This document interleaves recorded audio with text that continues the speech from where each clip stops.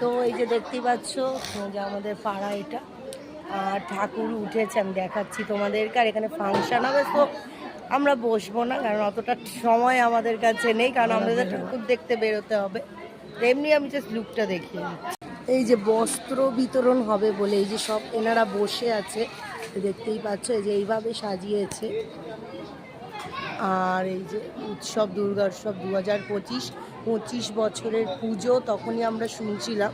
আর ওই যে ওখানটা ঠাকুরটা উঠেছে, একদম জাস্ট সিম্পলভাবে ঠাকুরটাকে করেছে।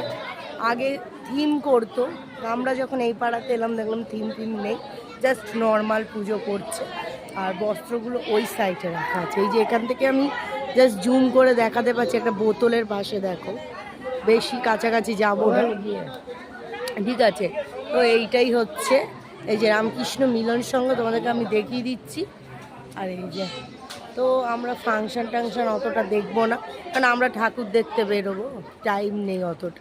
আমার নিজেরও নাচ থাকে, আমি ভিডিও ড্যান্স নিজেরই করব, নিজের ড্যান্স নিজে।